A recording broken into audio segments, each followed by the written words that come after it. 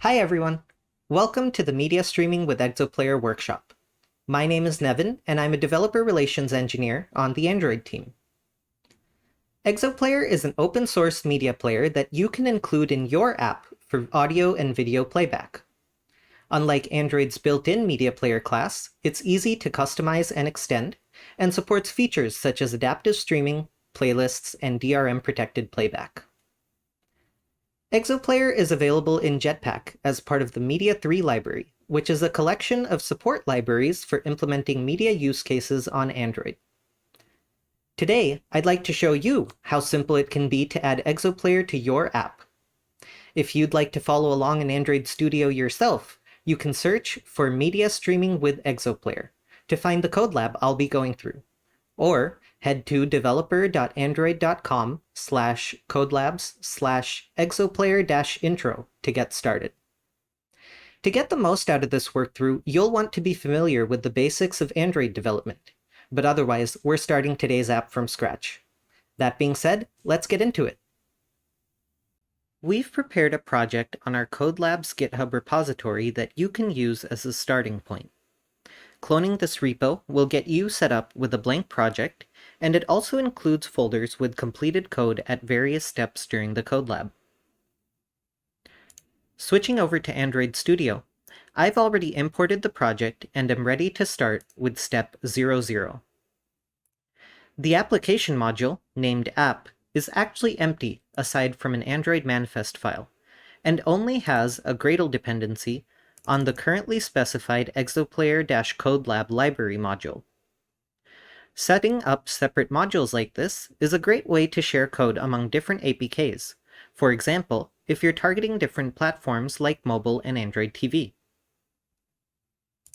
I've also got an emulator running, so I can build and test my app as we go. If I run the project right off the bat, the app should launch and fill the screen with a blank background. Looks like we're ready to go. First things first, we need to add ExoPlayer to the project. Let's navigate to the build.gradle file in the ExoPlayer-CodeLab-00 module. As of this recording, the latest release of the Media 3 library is 1.0.0-alpha03. The Media 3 library is split into several different modules, so you can import only the functionality that you need. For this workshop, we'll include the following three modules.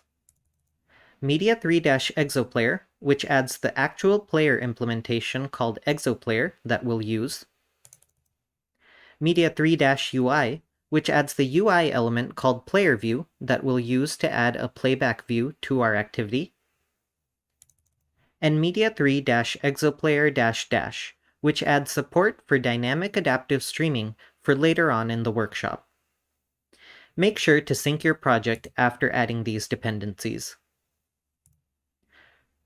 Next, let's add the player view to our UI. Open the layout resource file activity_player.xml. Here, inside the frame layout, is where the player view element will go. For both the height and the width, I'm using match parent, and I've also set the ID to video_view. This is the ID that I'll use to refer to the UI element going forward. Jumping into the player activity now, we can get a reference to the view tree created by the XML file. This will initialize the view binding variable the first time it is used, which in our case will be the onCreate lifecycle callback for the activity. Speaking of which, in the onCreate callback, we can set the root of the view tree as the content view of the activity. To double check things, we can make sure that the video view property is available from the view binding. Looks like the type is player view, so everything looks good so far. Now that our UI is set up, we need to create an ExoPlayer object to actually play streaming media. I'll start by declaring a member field called player.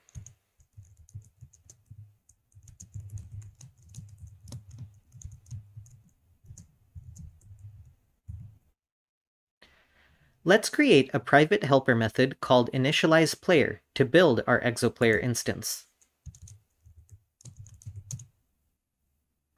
In this method, we'll use the ExoPlayer.builder class to create an ExoPlayer object using the activity's context. Don't forget to call the build method. We're assigning this newly created ExoPlayer object to our player member field, but additionally, we'll bind this object to the player property of our video view.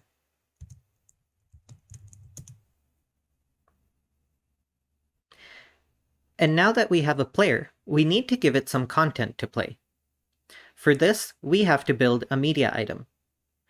Let's start with creating a media item for an MP3 file that's available on the internet. We've already provided a URL for this file in the strings.xml resource file. Back inside the initializePlayer method, we can create the media item using the fromURI method.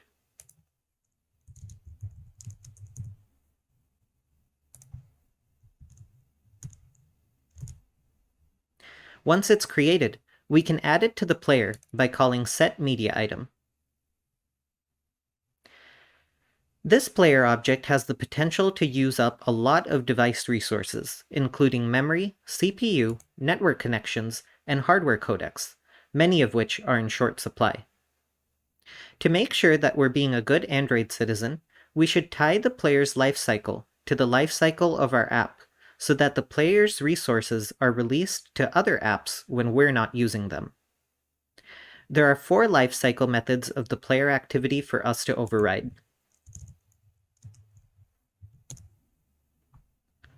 Let's start with the onStart and onResume methods.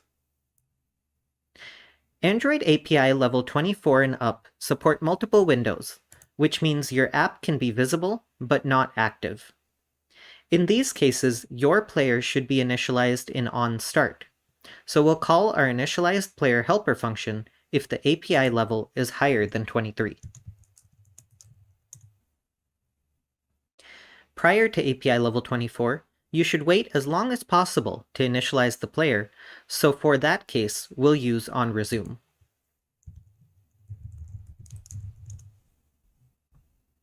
We'll also add a helper method called hideSystemUI to enable a full screen experience.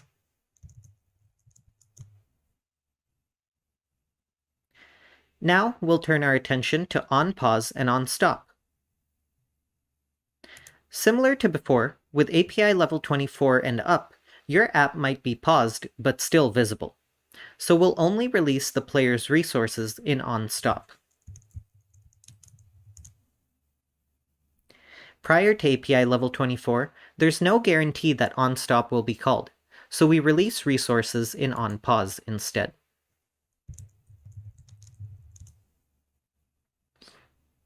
We'll add a releasePlayer helper method to take care of freeing up resources and destroying our player.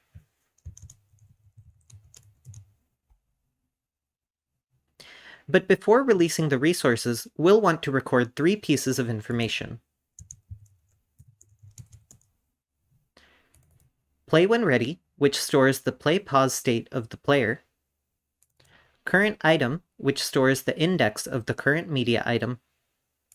And playback position, which stores the current playback position within the current media item. These 3 items allow us to resume playback from where the user left off when they put the app into the background.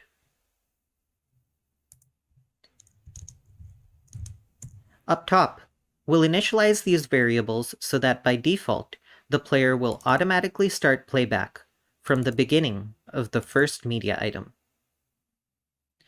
We can now go back to the initializePlayer method to use the state information that we've stored.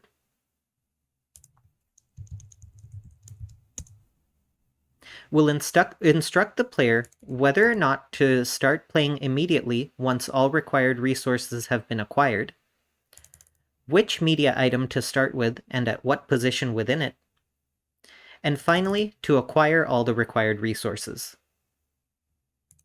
And that's it. We have everything we need for playback to work. We can launch the app to play the MP3 file and see the embedded artwork. This is a good opportunity for you to test that the app works as expected in all the different activity lifecycle states.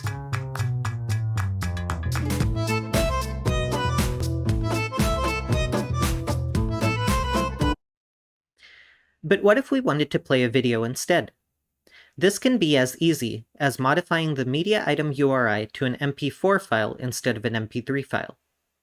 We've already provided a URL to try this out as well in the strings.xml file. If we start up the app again, you'll see that the player view is handling everything, and instead of the artwork, the video is being rendered in full screen mode.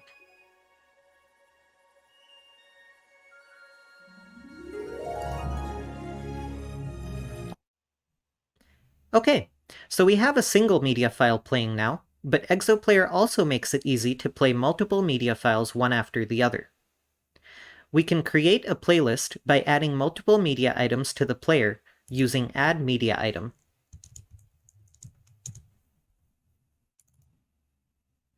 ExoPlayer will handle buffering in the background to allow for seamless playback. The player also includes Move Media Item and Remove Media Item methods for you to modify the playlist on the fly.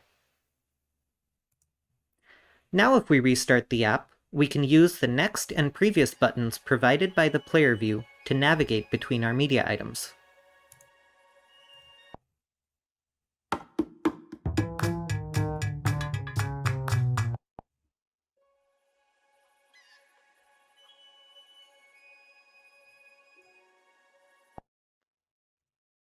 Next, I'd like to talk about adaptive streaming. Adaptive streaming refers to a technique in streaming media where the player varies the quality of the stream based on the available network bandwidth. Adaptive media content generally consists of several tracks with different qualities such as bit rates and resolutions. Each track is also split into smaller chunks, typically between 2 and 10 seconds. ExoPlayer can choose one of these tracks based on the available network bandwidth. The smaller subdivisions of each track also allow ExoPlayer to quickly switch between these tracks as the amount of bandwidth available changes. ExoPlayer will handle stitching the audio together for seamless playback even as it performs these switches. Back in our initialized player method, let's start by creating a default track selector, which is in charge of choosing tracks within media items. We'll also instruct it to only pick tracks of standard definition or lower. This is one option at your disposal for saving your users' data at the expense of quality. Lastly, we'll pass the track selector into the builder for creating an ExoPlayer instance.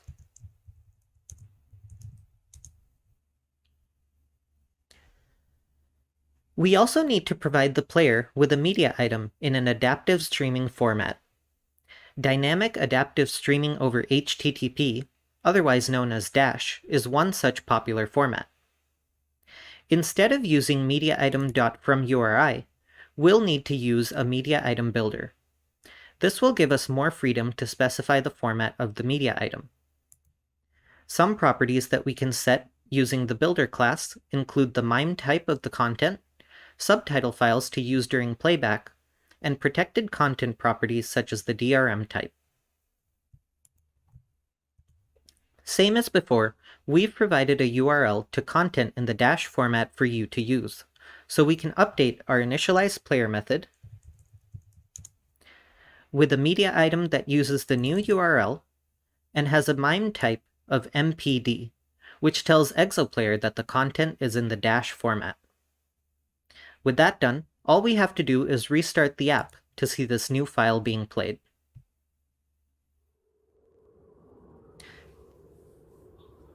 We can also see the adaptive streaming in action. I'll double-tap Shift to open the Search Everywhere bar. I'm looking for the Adaptive Track Selection class, and specifically the Update Selected Track method.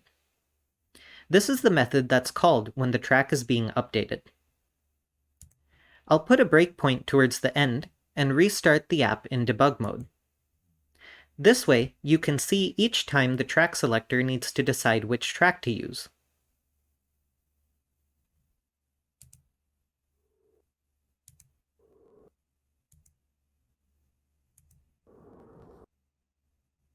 Of course, Dash is only one adaptive streaming format.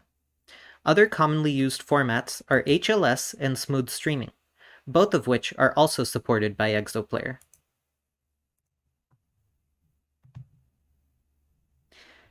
So far, we've learned that ExoPlayer is handling a lot of things for us behind the scenes, such as allocating memory, downloading the media content and extracting its metadata, decoding the media file and rendering it on the device.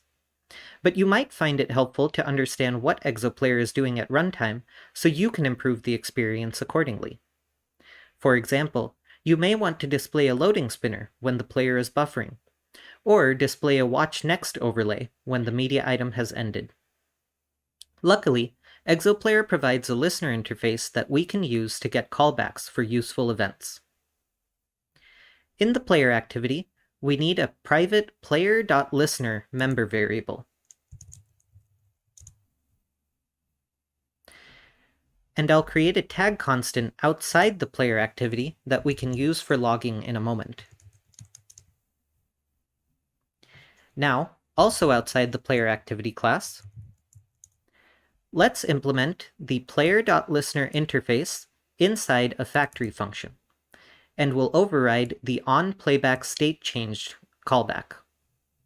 This callback will trigger any time the playback state changes, so we can use it to print the current state of the player.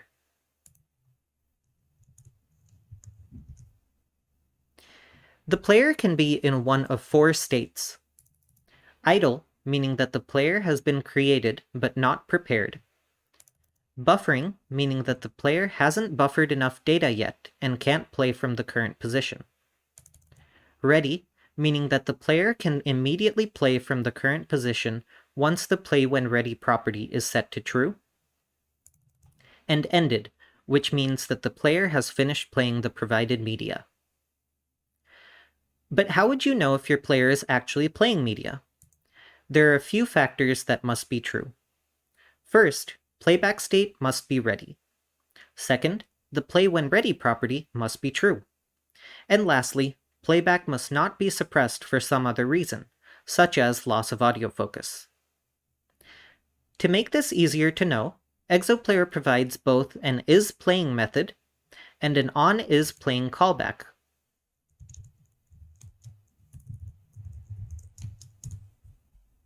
We can update our listener to also log changes in the playing state. Now that we've defined what our callback should do, we need to register the listener with our player. Back in the initializePlayer method, we'll add our new listener prior to the prepare call. And remember that we'll need to free up the listener's resources as well. So in our releasePlayer helper method, we can remove the listener before releasing the player. If we rerun the app with logcat open in a separate window,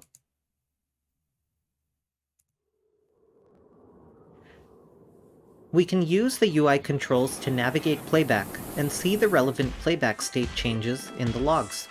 Okay, Glass, record a video.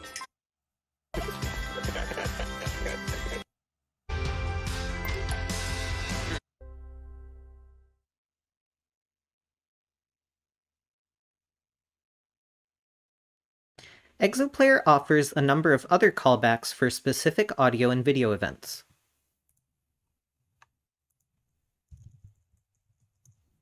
For example, onRenderedFirstFrame is called when the first frame of a video is rendered.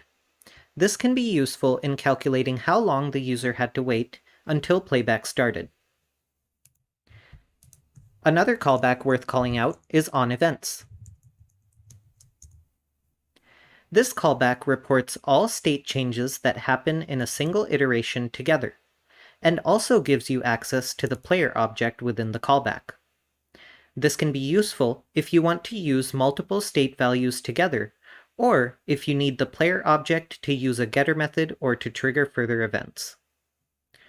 For example, if I wanted to update the UI whether the playback state changed or the isPlaying property changed, we could override the onEvents callback as follows.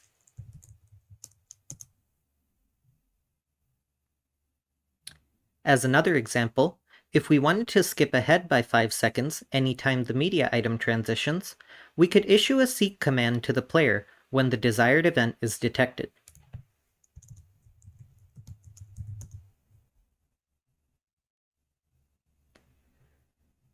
I'll also add our second media item back in so we can see this new callback in action.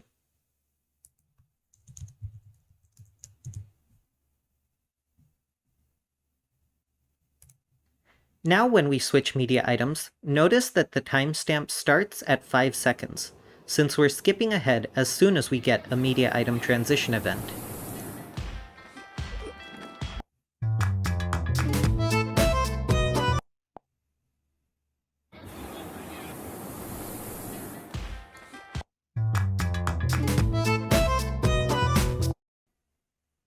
And with that, I've shared all I have for you today. We covered a lot of ground, including adding ExoPlayer to your project, creating media items and taking advantage of adaptive streaming, and responding to playback events to improve the user experience on the fly. But of course, this is just the tip of the iceberg. Head over to the ExoPlayer docs and our Android Media docs to learn more. Thanks for tuning in, and have a great Google I.O.